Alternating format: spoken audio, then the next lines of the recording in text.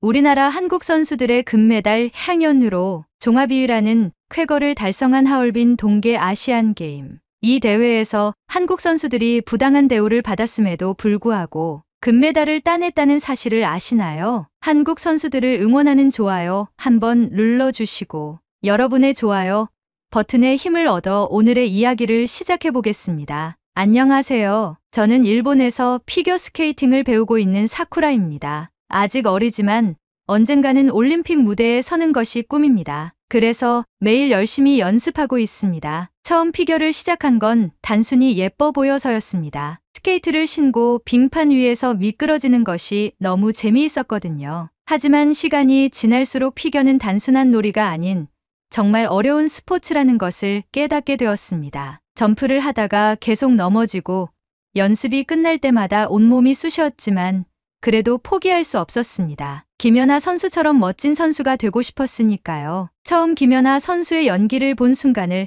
아직도 잊을 수 없습니다. 얼음 위에서 그녀는 마치 한 마리의 백조처럼 날아올랐습니다. 점프 하나하나가 우아했고 스핀을 할 때는 시간이 멈춘 듯 보였습니다. 연기를 마무리한 뒤 그녀가 환하게 웃을 때 저도 모르게 숨을 죽이고 감탄했던 기억이 납니다. 그날 이후 저는 김연아 선수를 롤모델로 삼고 피겨스케이팅을 더욱 열심히 연습했습니다. 하지만 현실은 생각보다 훨씬 더 힘들었습니다. 점프를 익히기 위해 수십 번, 수백 번을 넘어졌고 온몸에 멍이 드는 건 일상이었습니다. 때때로 내가 과연 이 길을 계속할 수 있을까 하는 고민도 들었습니다. 그럴 때마다 김연아 선수의 인터뷰를 찾아보며 마음을 다잡곤 했습니다. 넘어지고 또 넘어져도 다시 일어나면 됩니다. 그 말을 되새기며 다시 빙판 위에 섰습니다. 하지만 피겨스케이팅 선수가 되려면 생각보다 해야 할 일이 많습니다. 그냥 빙판 위에서 예쁘게 스케이트를 타는 게 다가 아니었습니다. 일본에서는 피겨를 본격적으로 배우려면 유소년 클럽에 들어가는 것이 필수적입니다. 저는 초등학교 저학년 때부터 유소년 클럽에서 훈련을 시작했습니다. 일본에는 피겨를 배우는 어린 선수들이 많기 때문에 어릴 때부터 경쟁이 치열합니다. 클럽에서는 스케이트 기술만 배우는 게 아닙니다. 점프와 스핀 같은 기본 기술은 물론이고 발레와 현대무용도 같이 배웁니다. 피겨는 단순한 스포츠가 아니라 예술적인 요소도 중요하기 때문에 몸의 움직임을 아름답게 만드는 연습도 필수입니다. 그리고 매년 기술 테스트를 통과해야만 상위 대회에 출전할 수 있습니다. 연령별로 기준이 정해져 있어서 그 기준을 충족하지 못하면 다음 단계로 올라갈 수 없습니다. 훈련도 꽤 힘듭니다. 매일 아침 일찍 일어나서 학교에 가기 전 빙상장에서 훈련을 합니다. 학교 수업이 끝나면 다시 스케이트를 신고 저녁까지 연습합니다. 주말에는 보통 하루 종일 훈련하고 방학 때는 전국에서 모인 선수들과 합숙 훈련을 합니다. 그리고 피겨는 비용이 많이 드는 운동입니다. 빙상장 이용료, 코칭비, 의상 제작비, 음악 편집비까지 정말 많은 돈이 필요합니다. 부모님께서 저를 위해 아낌없이 지원해주고 계시지만 가끔은 죄송한 마음이 들 때도 있습니다. 스케이트화만 해도 몇십만 엔이 넘고 성장할 때마다 새 장비를 사야 하니까요. 또 대회 참가비도 만만치 않기 때문에 부담이 클 수밖에 없습니다. 하지만 부모님은 한 번도 힘든 내색을 하지 않으셨습니다. 사쿠라가 행복하다면 엄마 아빠는 괜찮아. 부모님께서는 항상 이렇게 말씀하시며 저를 응원해 주셨습니다. 새벽부터 저를 빙상장까지 데려다 주시고 연습이 끝나면 피곤하실 텐데도 따뜻한 저녁을 준비해 주셨습니다. 부모님께서 저를 위해 이렇게까지 해주시는데 제가 힘들다고 쉽게 포기할 수 있을까요? 그래서 저는 더 열심히 해야겠다고 다짐했습니다. 부모님의 기대에 보답하기 위해서라도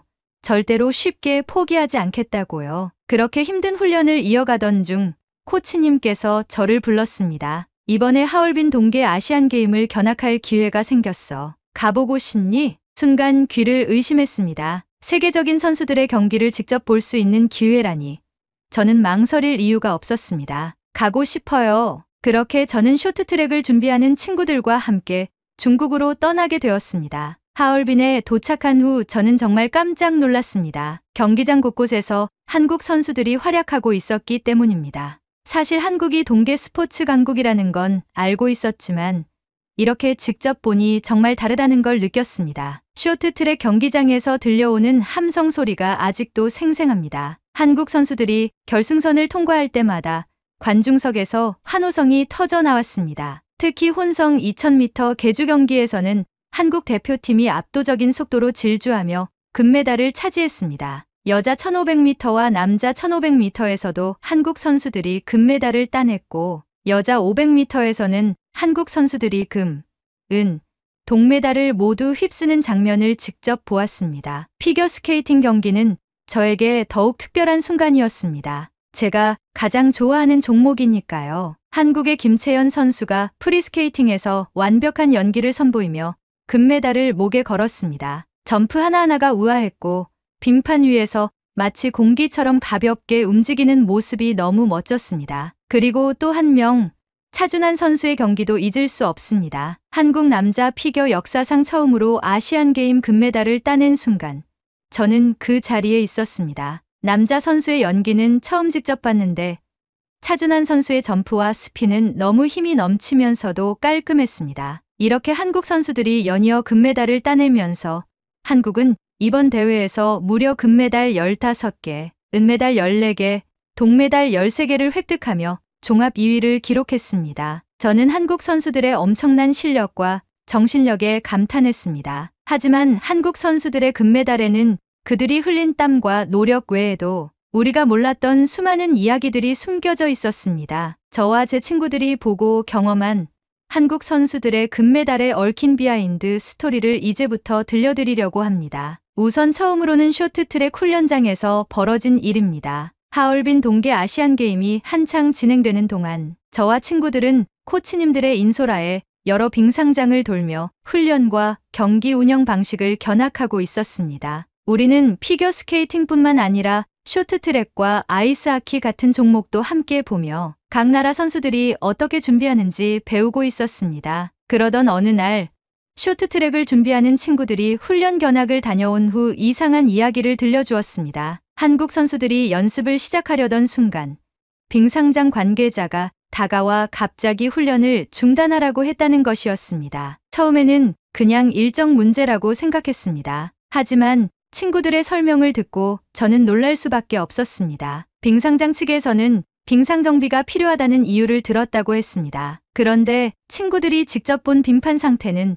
전혀 문제가 없어 보였다고 했습니다. 얼음 위에 살짝 물기가 있는 정도였지만 다른 나라 선수들이 연습할 때는 문제 삼지 않았던 부분이었습니다. 그런데 한국팀 차례가 되자마자 갑자기 정비가 필요하다며 연습을 막은 것이었습니다. 근데 이상한 게 뭔지 알아? 친구의 말투가 점점 낮아지며 비밀을 말하듯 속삭였습니다. 한국팀이 나간 뒤에는 정비도 없이 그대로 다른 나라 선수들이 연습을 계속했대.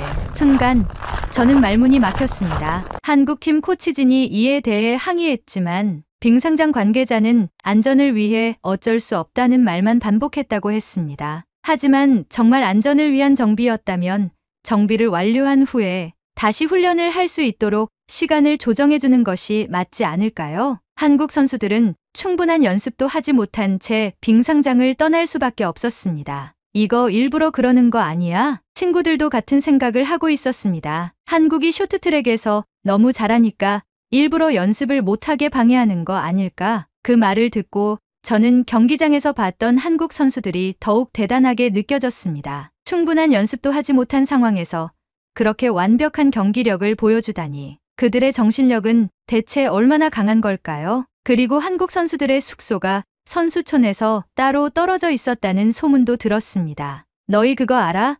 한국팀 숙소만 선수촌에서 따로 떨어져 있는 거? 경기장에서 나오던 중 같이 견학을 다니던 친구 한 명이 갑자기 말을 꺼냈습니다. 응, 따로 신청해서 그런 거 아니야?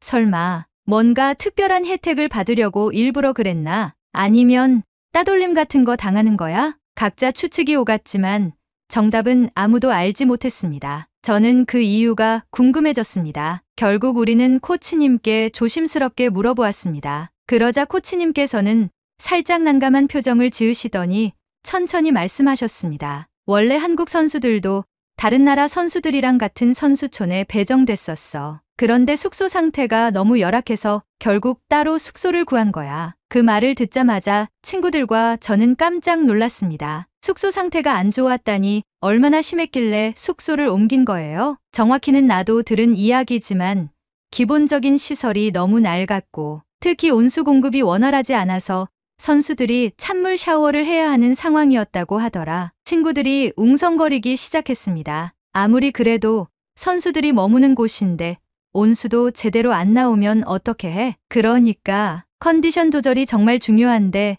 찬물 샤워를 하면서 경기를 준비했다는 거야. 저도 이해할 수 없었습니다. 우리는 유소년 선수들이지만 매일 훈련을 하면서도 따뜻한 물로 샤워를 합니다. 훈련 후에는 몸을 풀어줘야 근육이 경직되지 않기 때문입니다. 그런데 한국 선수들은 대회 기간 동안 그런 환경에서 생활해야 했다는 것이 믿어지지 않았습니다. 그래서 한국 선수단이 결국 숙소를 새로 구해서 선수들을 그쪽으로 이동시킨 거야. 한국 선수들은 처음 배정된 숙소에서 생활하면 컨디션 조절이 어렵다고 판단해 결국 경기장과 비교적 가까운 곳에 새로운 숙소를 마련하고 선수들을 이동시킨 것이었습니다. 이야기를 들으면서 저는 한국 선수들이 단순히 실력이 뛰어난 것이 아니라 어떤 환경에서도 포기하지 않고 대안을 찾아 해결하는 능력도 갖추고 있다는 것을 깨달았습니다. 그리고 한국 선수들의 도시락이 선수촌에서 화제가 되었다는 얘기를 접했습니다. 숙소 이야기를 듣고 친구들과 이야기를 나누던 중 다른 친구가 흥미로운 소식을 들었다며 우리에게 말을 걸었습니다. 너희 혹시 한국팀 도시락 이야기 들었어? 도시락? 응. 선수촌에서 한국 선수들이 먹는 도시락이 화제가 됐다더라. 왜? 그게 다른 나라 선수들이 보고 엄청 부러워했대. 그 말을 듣자 친구들이 모두 궁금하다는 듯이 그의 이야기를 집중해서 듣기 시작했습니다. 한국팀이 숙소를 옮기면서 식단 관리도 더 철저하게 하려고 직접 도시락을 준비했대. 근데 그게 선수들 영양을 다 고려해서 만든 거라 엄청 맛있고 균형도 잘 맞췄다고 하더라고. 진짜? 응. 그래서 선수촌에서 이 도시락 이야기가 퍼졌나 봐. 다른 나라 선수들까지 우리도 저렇게 지원해달라고 요청했다던데 이야기를 들으면서 저는 한국 선수들이 정말 대단하다고 느꼈습니다. 어려운 환경에서도 불평하지 않고 스스로 해결책을 찾아 최고의 컨디션을 유지하려고 노력한 것입니다. 이 정도면 한국 선수들이 그냥 강한 게 아니라 진짜 대단한 거 아니야? 친구들이 모두 고개를 끄덕였습니다. 하지만 이것이 끝이 아니었습니다. 저는 이번 견학에서 가장 기대했던 종목인 피겨스케이팅 경기를 관람하기 위해 코치님과 함께 경기장으로 향했습니다. 그리고 그곳에서 저는 또 한 번 충격적인 장면을 보게 되었습니다. 경기가 시작되고 저는 빠르게 이상한 점을 눈치챘습니다.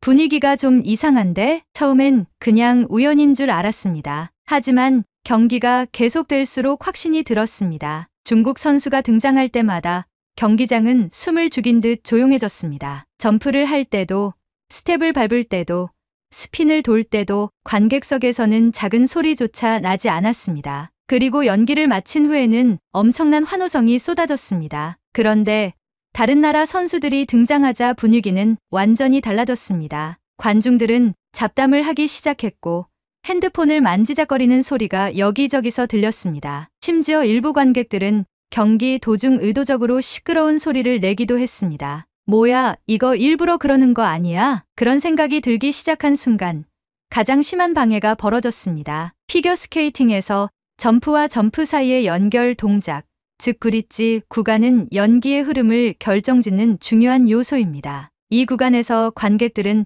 조용히 지켜보는 것이 일반적입니다. 그런데 중국 관객 일부가 이 순간마다 일부러 박수를 치거나 함성을 지르는 행동을 반복했습니다. 아, 이건 대놓고 방해하는 거잖아. 저도 모르게 속이 부글부글 끓었습니다. 특히 사카모토 가오리 선수의 연기 때 방해가 심했습니다. 그녀가 점프를 뛰려고 준비하는 순간 갑자기 관객석에서 손뼉을 치는 소리가 들렸습니다. 그런데도 가오리 선수는 전혀 흔들리지 않았습니다. 강한 집중력으로 끝까지 자신의 연기를 완성했고 마지막까지 우아함을 유지했습니다. 하지만 김채연 선수의 차례가 되자 상황은 더욱 심해졌습니다. 그녀가 점프를 하려는 순간 일부 관객들이 더 큰 목소리로 수군거리거나 핸드폰 플래시를 터뜨리는 모습이 보였습니다. 하지만 김채연 선수는 단 한 번도 주저하지 않았습니다. 그녀의 스텝은 단단했고 스피는 완벽했습니다. 아무리 관객들이 방해해도 김채연 선수는 빙판 위에서 오롯이 자신의 연기에만 집중하고 있었습니다. 이게 진짜 강한 선수구나. 그 모습을 보며 저는 다시 한번 감탄했습니다. 쇼트 프로그램 1위는 일본 선수, 1위 사카모토 가오리, 2위 김채연. 결과를 보자 일본 응원석에서 큰 환호가 터졌습니다. 저도 기뻤습니다. 우리나라 선수가 1위를 했으니까요. 하지만 마음 한편이 묘했습니다. 김채연 선수의 연기는 너무나도 완벽했거든요. 뭐지?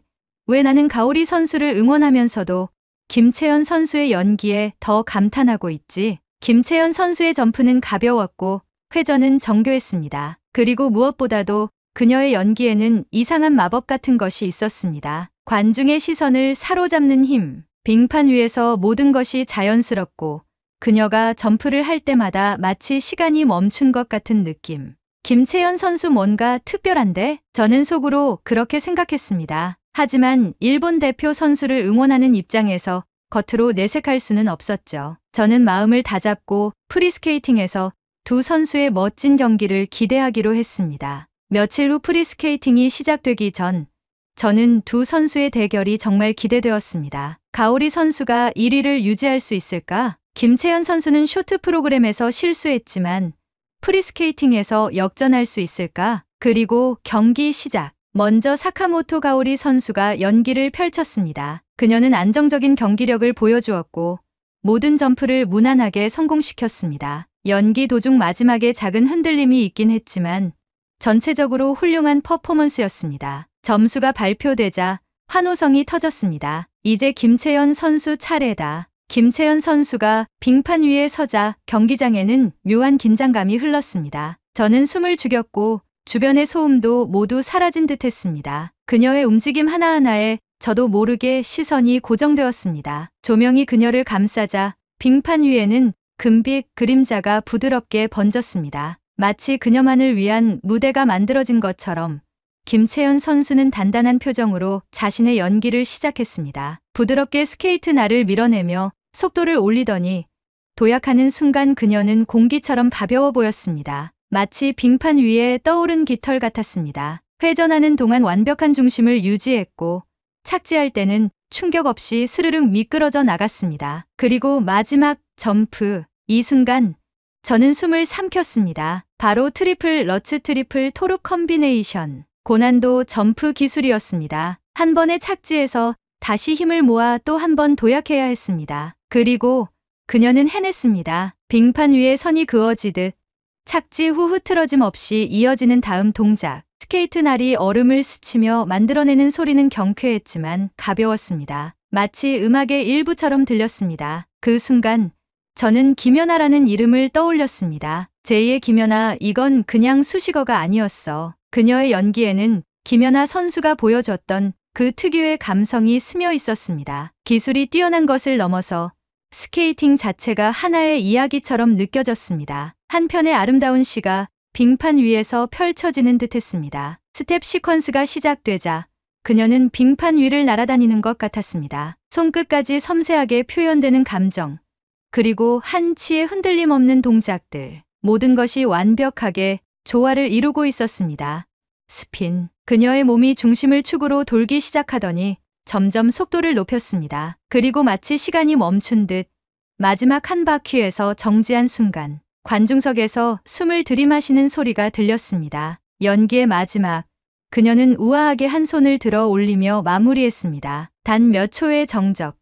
그러나 그 순간이 몇 시간처럼 길게 느껴졌습니다. 그리고 경기장 전체가 터질 듯한 환호성으로 가득 찼습니다. 관중들은 자리에서 일어나 기립박수를 보냈습니다. 저 역시도 손이 아플 정도로 박수를 치고 있었습니다. 점수가 발표되기 전 저는 긴장된 마음으로 결과를 기다렸습니다. 김채연 선수가 프리스케이팅에서 완벽한 연기를 펼치기는 했지만 쇼트 프로그램에서 1위를 차지한 것은 일본의 사카모토 가오리 선수였습니다. 그리고 가오리 선수도 오늘 프리스케이팅에서 실수는 있었지만 안정적인 연기를 보여주었기에 점수 차이를 뒤집기란 쉽지 않을 거라고 생각했습니다. 김채연, 총점 1위, 금메달 확정. 순간 저는 충격을 받아 멍해뒀습니다. 정말 역전해버린 거야? 그렇습니다. 김채연 선수는 완벽한 연기로 가오리 선수를 제치고 금메달을 차지했습니다. 저는 믿기지 않았습니다. 김채연 선수의 연기에 감탄했던 건 사실이었지만 같은 일본 선수인 가오리 선수가 1위를 지키길 바라는 마음도 있었습니다. 그런데 지금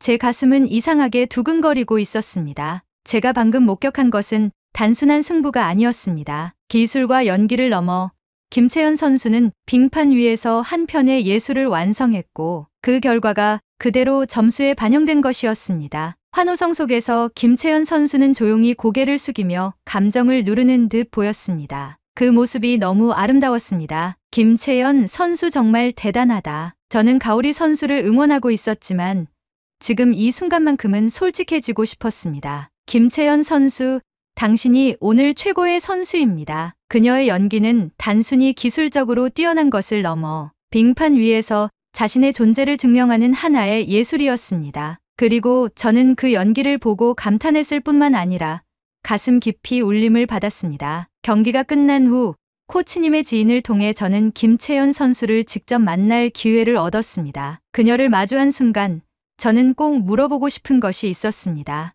관중들의 방해에도 어떻게 그렇게 침착하게 연기할 수 있어요? 김채연 선수는 제 질문을 듣고 살짝 미소를 지으며 대답했습니다. 그냥 내가 준비한 것에 집중하면 돼. 빙판 위에서는 오직 나 자신만 믿고 가는 것이 중요하거든. 그 말을 듣는 순간 저는 마치 머리를 한 대 맞은 듯한 기분이 들었습니다. 그렇구나. 결국 중요한 것은 다른 사람이 나를 어떻게 대하는지가 아니라 내가 내 길을 어떻게 가느냐였습니다. 방해가 있든 힘든 상황이 있든 중요한 것은 나 자신이 어디를 바라보고 있는지라는 것을요. 저는 마지막으로 용기를 내어 김채연 선수에게 말했습니다. 저도 언젠가 아이스링크에서 만나고 싶어요. 그러자 김채연 선수는 환한 미소를 지으며 고개를 끄덕였습니다. 꼭 만나자. 그녀가 돌아가는 모습을 바라보며 저는 가슴이 두근거렸습니다. 나는 앞으로 어떻게 해야 할까? 하지만 이제는 답을 알 것 같았습니다. 환경이 어떻든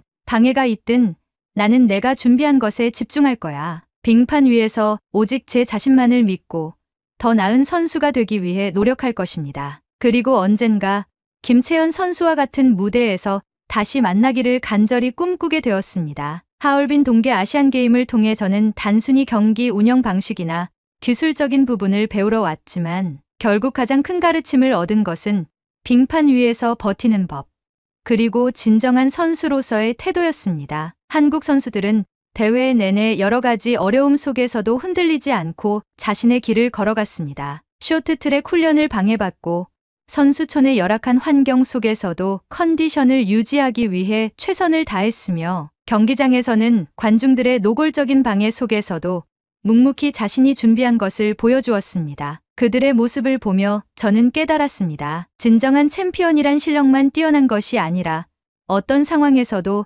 자신을 지켜낼 수 있는 사람이다. 오늘의 사연은 여기까지입니다. 하얼빈 동계 아시안게임에 출전한 모든 한국 선수들 정말 자랑스럽습니다. 2025년 한국 선수들을 응원하신다면 좋아요 한 번씩 부탁드리겠습니다. 그리고 여러분의 댓글은 제게 큰 힘이 됩니다. 다음엔 더 좋은 사연으로 여러분을 찾아뵙겠습니다. 시청해주셔서 감사합니다. 한국 영상 당장 내리세요.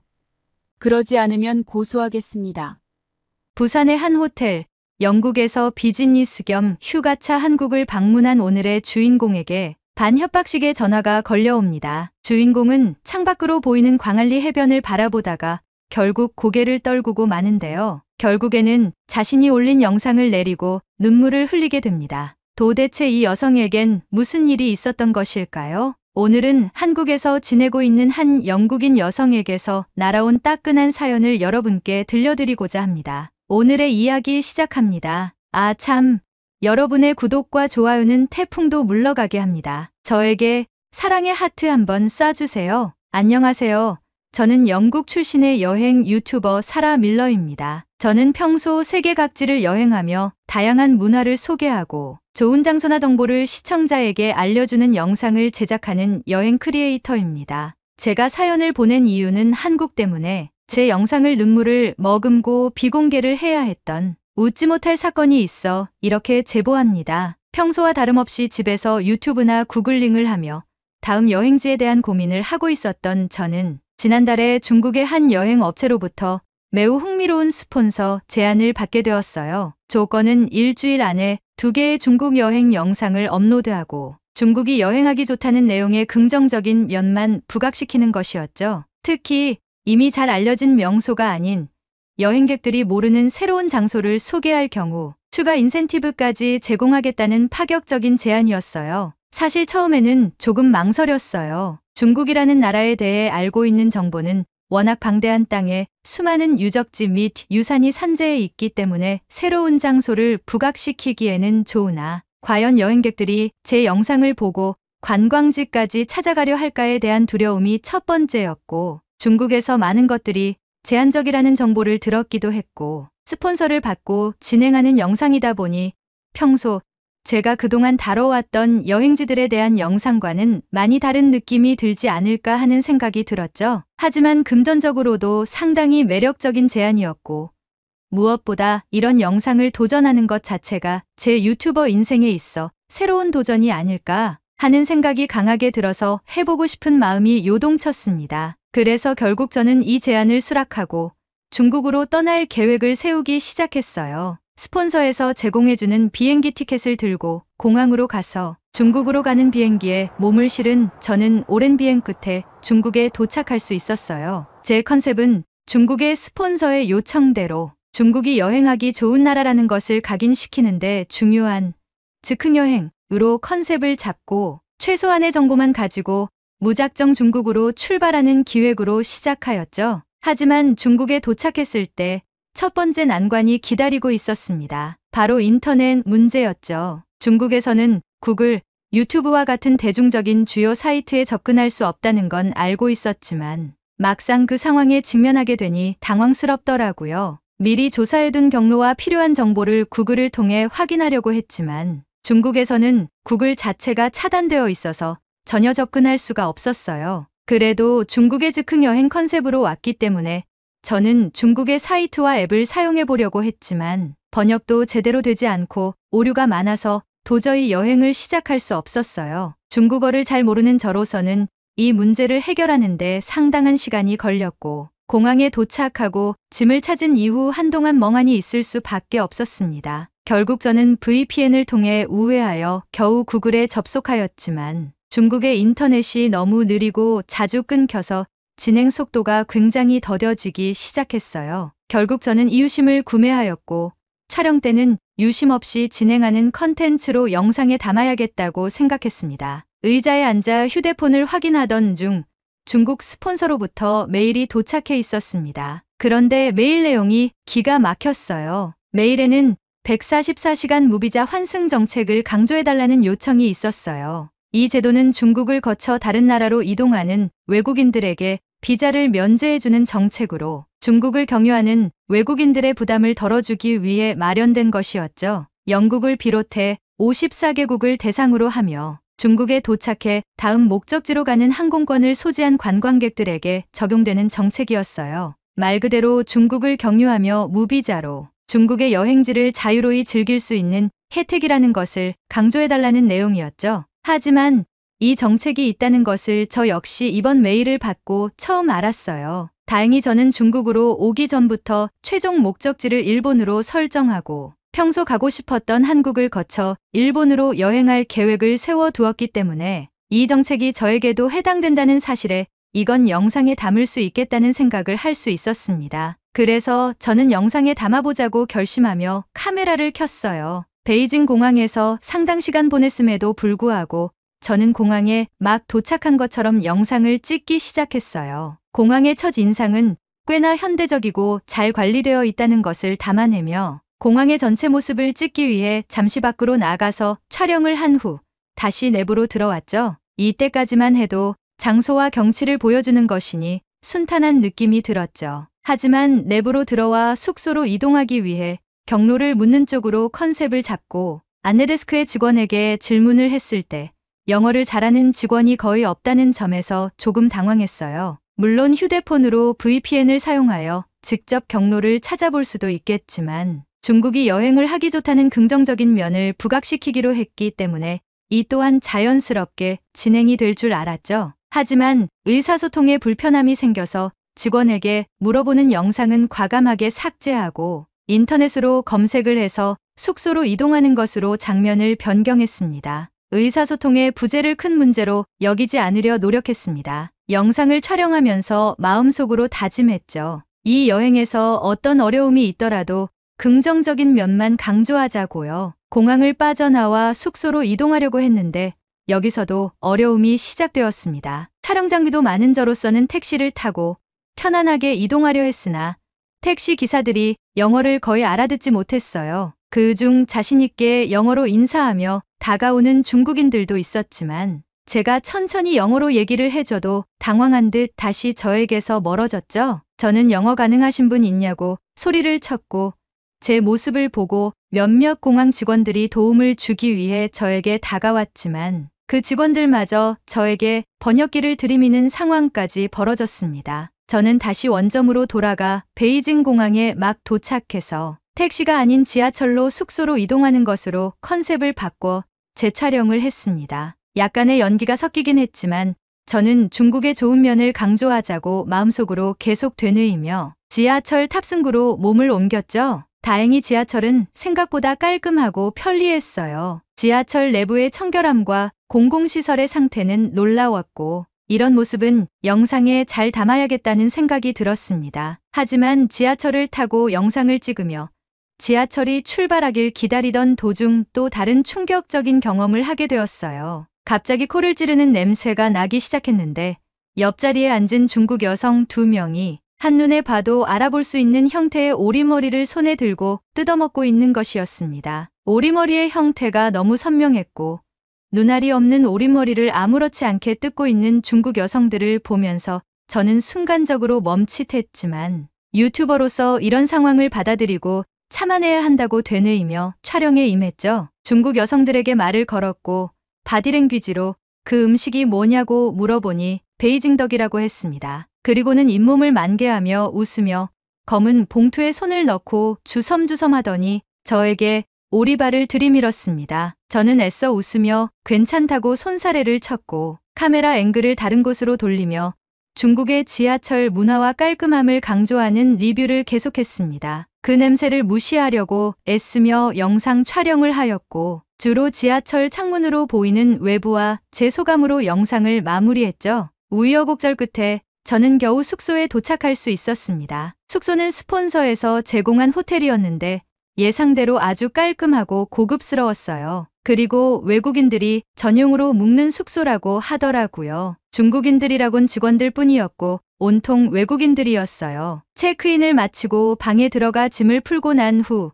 앞으로의 일정에 대해 다시 한번 계획을 짰습니다. 카메라는 숙소에서 검색을 하는 저를 비추도록 촬영을 하며 어디를 갈지 계획을 짜며 검색을 하던 와중에 베이징 근교에 고북수진이라는 중국 민속 테마파크가 있다는 정보를 찾았어요. 2014년부터 운영된 이곳은 아직 널리 알려지지 않은 명소여서 리뷰가 적었지만 중국의 전통 문화를 체험할 수 있는 다양한 콘텐츠가 있다고 했어요. 사진으로 봤을 때도 테마파크를 가로지르는 운하와 중국의 전통 건축물 양식 등으로 꾸며진 익스테리어들이 매력적이었습니다. 저는 이곳을 영상으로 만들어서 스폰서의 인센티브를 받을 수 있는 좋은 기회라는 생각에 다음날 이곳을 방문하기로 결정하고 하루를 마무리했습니다. 물론 이동하는 길을 미리 다 스크린샷으로 캡처를 한 뒤에 말이죠. 다음날 아침 저는 고북수진으로 떠났습니다. 그런데 생각보다 이동이 훨씬 어려웠습니다. 모든 대중교통의 모든 결제가 QR코드로 이루어져 있었고 위챗페이 같은 현지 결제 시스템을 이용해야 했기 때문이었죠. 외국인인 저에게는 이런 결제 방식이 너무나도 생소하고 복잡했습니다. 심지어 중국 내에서 이뤄지는 결제라서 현금을 사용하려고 해도 사용이 되지 않았어요. 나중에 알게 된 사실이지만 위조 지폐가 하도 많아서 현금보다는 전자상거래를 주로 하고 현지 통화로 바로 받을 수 있는 QR 결제로만 진행하려고 한다는 거예요. 평소 다른 나라에 갔을 때는 카드나 스마트폰에 있는 페이 앱으로 손쉽게 할 수 있는데 중국의 정치 체제 때문인지 독보적인 시스템을 운영해서 관광객들에겐 어려움이 되었죠. 하지만 저는 스폰을 받은 유튜버였고 중국 홍보 영상을 제작해야 했기에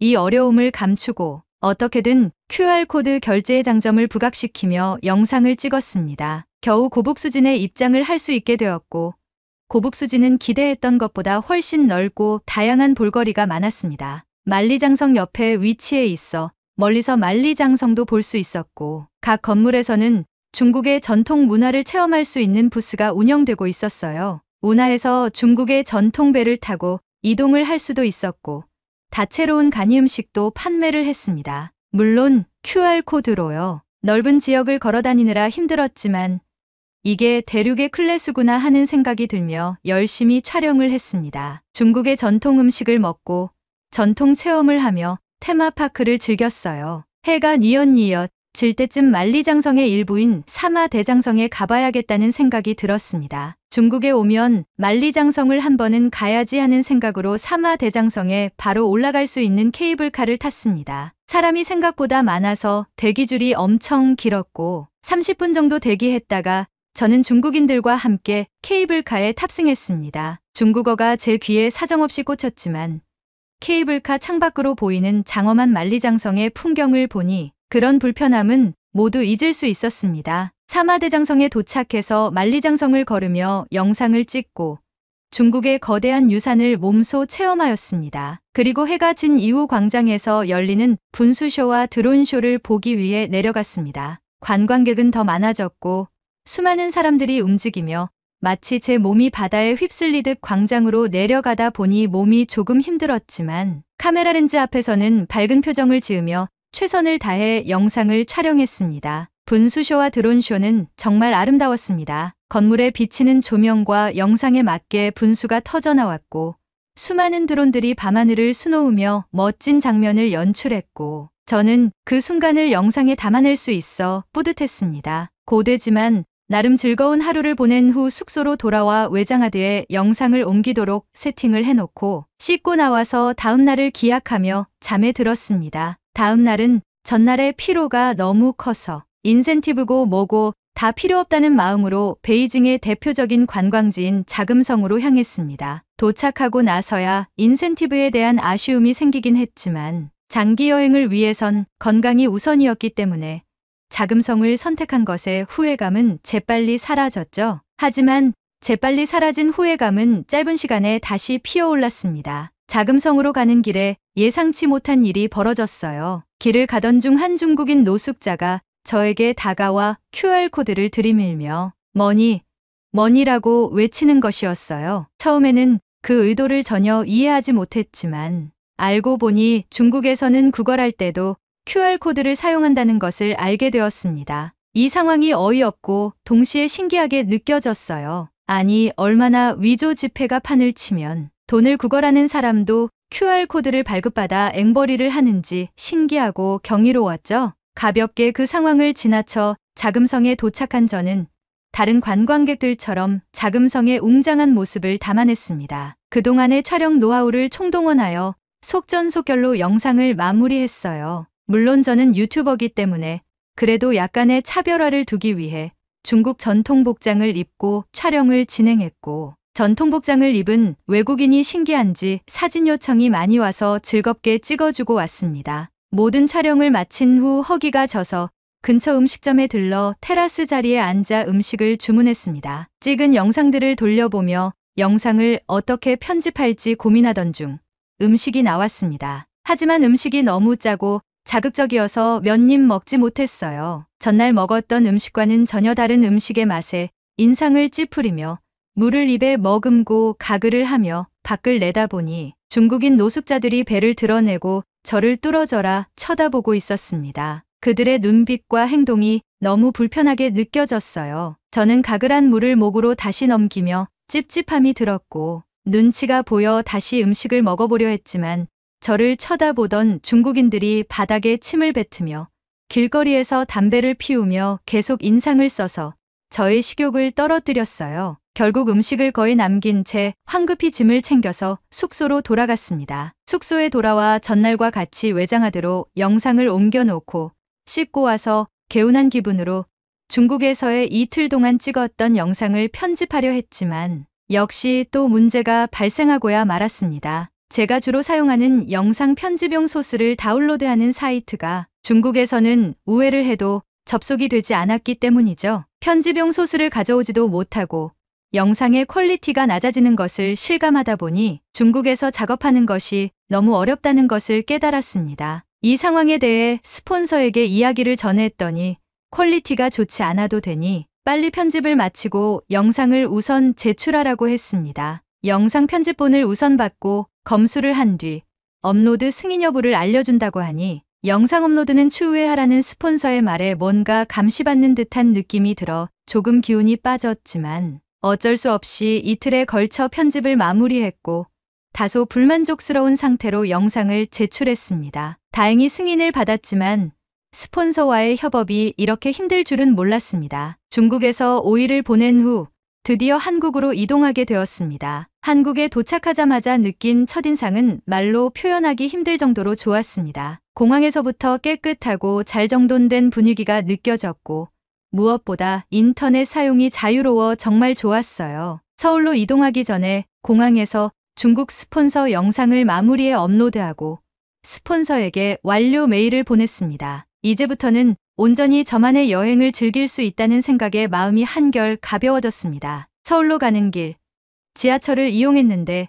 중국과는 완전히 다른 분위기에 감탄했습니다. 모든 표지판이 영어로 되어 있어 길을 헤맬 일이 없었고 지하철 내부도 매우 청결했습니다. 무엇보다 향긋한 향기가 지하철 내부를 가득 채우고 있었는데 나중에 알고 보니 공기정화 시스템이 작동 중이었더군요. 서울의 첫인상은 너무나도 좋았고 숙소에 도착했을 때도 직원들이 영어를 잘해서 전혀 소통에 문제가 없었습니다. 저는 한국에서의 시간을 정말 즐겼습니다. 삼겹살과 불고기 같은 한국의 대표 음식을 맛보고 야식으로는 치킨과 맥주까지 즐기며 하루하루가 행복했습니다. 한국에서의 일상과 문화를 영상에 담으며 자발적으로 촬영을 진행했습니다. 스폰서가 없으니 마음이 훨씬 편안했고 그 덕분에 영상의 퀄리티도 더 좋아진 것 같았어요. 서울에서 꿈같은 며칠을 보내고 부산이라는 도시에 가기로 결심했습니다. 부산은 해안도시로 유명하고 근처에 국제공항이 있어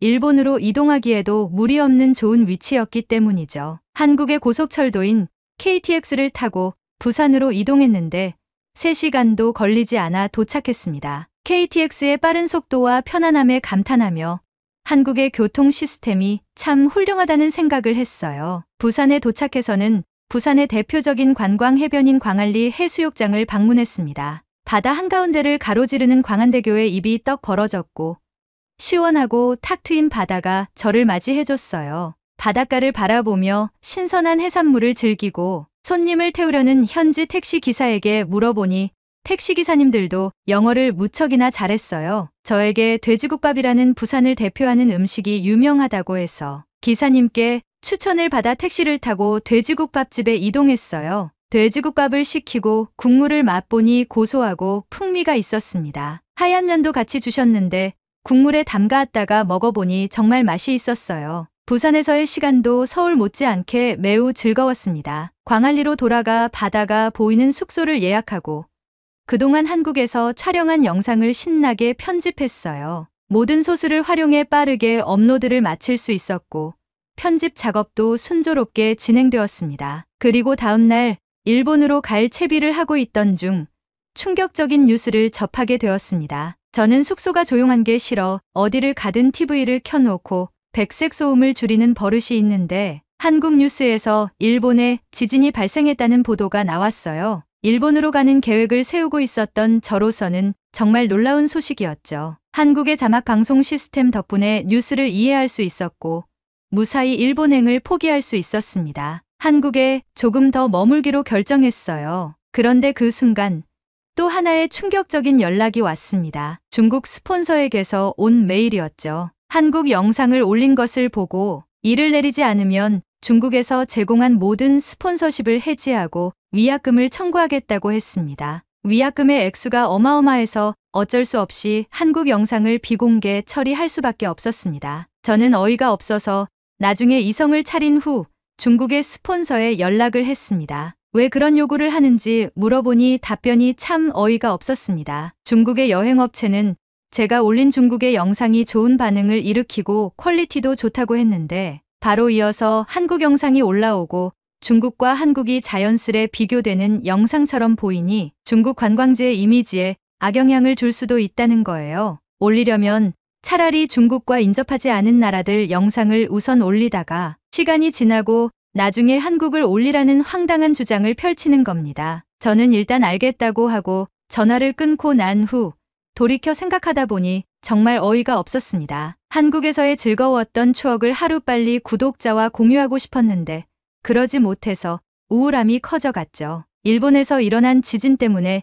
일본에 갈 수 없는 아쉬움과 한국 영상을 비공개 처리한 우울한 마음이 겹쳐 몸과 마음이 처졌습니다. 이런 기분을 달래기 위해 저는 숙소를 나와 다시 부산의 광안리 해변으로 나갔습니다. 그런데 그곳에서 또 하나의 놀라운 광경을 목격하게 되었습니다. 낮과는 다르게 수많은 사람들이 광안리 해변에 운집하고 있었고 어디선가 강하고 웅장한 음악이 들려오더니 엄청난 규모의 드론쇼가 광안리 해변을 수놓기 시작한 것입니다. 중국의 고북수진에서 봤던 드론쇼와는 비교도 되지 않을 만큼 스케일이 크고 멋진 장면이었어요. 저는 이 순간을 놓칠 수 없어서 바로 카메라를 꺼내 촬영을 시작했습니다. 한국 영상이 삭제된 것에 대한 우울함과 일본 여행이 취소된 아쉬움이 모두 보상받는 기분이었어요. 알고 봤더니 부산에선 매주 토요일마다 광안리 해변에서 드론쇼를 펼친다고 하더라고요. 기분 좋게 드론쇼를 본 후 숙소로 돌아와 한국에 며칠 더 체류하기로 마음을 먹었어요. 그 이후로 저는 안동,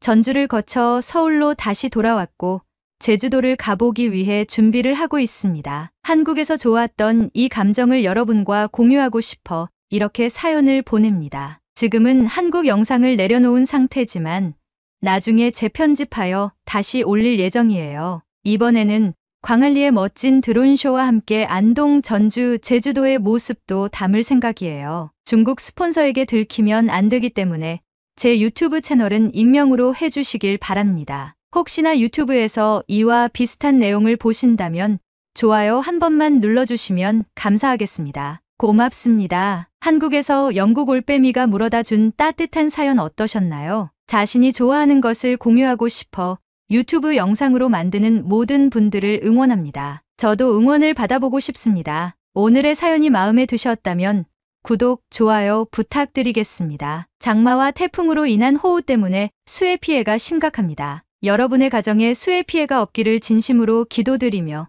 오늘의 이야기 마치겠습니다. 시청해주셔서 감사합니다.